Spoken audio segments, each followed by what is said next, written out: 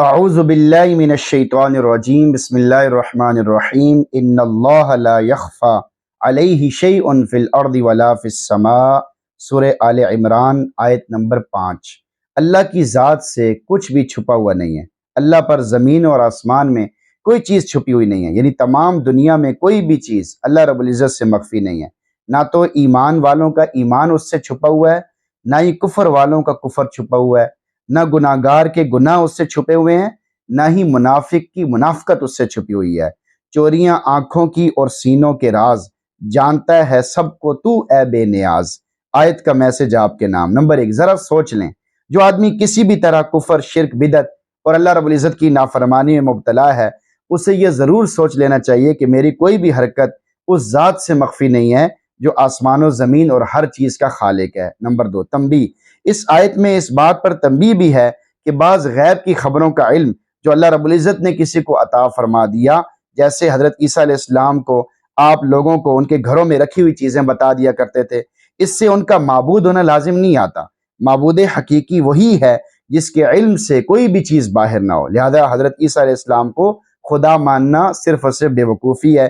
یہ عیسائیت کے عقیدے کے رد میں تیسری دلیل ہے۔ نمبر 3، گندی سوچوں سے بچنے کا انمول طریقہ۔ اس آیت سے یہ بھی واضح ہوا کہ ہمارے سینوں میں پیدا ہونے والے وسوسے، خیالات، ارادے بھی اللہ تعالیٰ سے چھپے ہوئے نہیں ہیں۔ اس لیے برے خیالات اور وساوس سے جان چھڑانے کے لیے انسان یہ کثرت سے سوچتا رہے کہ اللہ تعالیٰ مجھے دیکھ رہا ہے، اللہ تعالیٰ مجھے سن رہا ہے اور اللہ میری سوچوں کو بھی جانتا ہے۔ جو کوئی یہ تینوں باتیں دل میں پکی کر لیتا ہے تو اسے سلسلہ عالیہ نقشبندیہ مجددیہ کی کامل نسبت نصیب ہو جاتی ہے۔ ذاتی تجربہ شدہ حقیقت۔ راکم الحروف، یعنی اس تفسیر کو لکھنے والے حضرت مولانا مفتی شیخ الحدیث پیر محمد اسلم نقشبندی صاحب کو یہ تجربہ ہوا کہ جب قرآن کریم یاد کر کے سنا رہا تھا تو قرآن کریم کے آخری پاروں کو یاد کرتے وقت یہ احساس ہر وقت رہنے لگا کہ اللہ مجھے دیکھ رہا ہے، اللہ مجھے سن رہا ہے اور اللہ میرے دل کی ہر بات کو بھی جانتا ہے۔ گویا اس چیز سے قرآنی نسبت کے مل جانے کا بھی اشارہ ہے۔ اللہ تعالی ہمیں قرآن کریم کی خصوصی عاشقانہ نسبت نصیب فرمائے۔ علامہ اقبال رحمۃ اللہ علیہ اس نسبت کے حصول کا طریقہ بتاتے ہوئے لکھتے ہیں، صاحب قرآن و بے ذوق طلب، العجب ثم العجب ثم العجب۔ عالم، قاری، حافظ قرآن ہو، پھر اللہ کی محبت کا ذوق و شوق نہ ہو اور اللہ کی محبت میں تڑپتا نہ ہو تو اس پر افسوس ہے، پھر افسوس ہے، پھر افسوس ہے۔ تو اللہ تعالیٰ سے دعا اللہ تعالیٰ ہمیں بھی اپنی ذات عالی کا کامل یقین نصیب فرمائے اور ہمیں اس بات کا بھی یقین نصیب فرمائے کہ اللہ ہمیں ہر وقت دیکھ رہے ہیں، سن رہے ہیں۔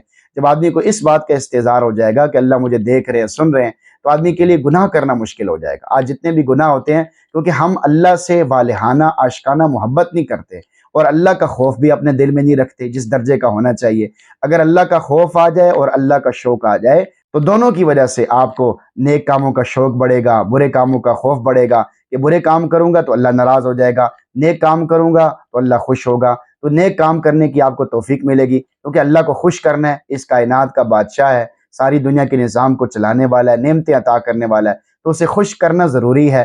تو اس کے لیے آپ پھر نیک اعمال کریں گے، نیک اعمال کی توفیق ملے گی۔ لیکن آپ کو ہر وقت استحضار رکھنا پڑے گا کہ اللہ تعالیٰ مجھے دیکھ رہے ہیں، اللہ تعالیٰ مجھے سن رہے ہیں، اللہ تعالیٰ میرے دل کے وسوسوں کو بھی جانتے ہیں۔ جیسے اس آیت میں بتایا گیا کہ اللہ تعالیٰ سے کوئی بھی چیز مخفی نہیں ہے، ہر چیز اللہ کے سامنے ہے۔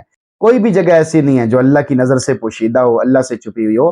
اللہ کو سب چیزوں کا علم ہے۔ تو اللہ کرے ہمیں بھی اس بات کا یقین آ جائے اور ہم سے گناہ چھوٹتے چلے جائیں اور ہمیں نیک کاموں کی توفیق ملتی چلی جائے۔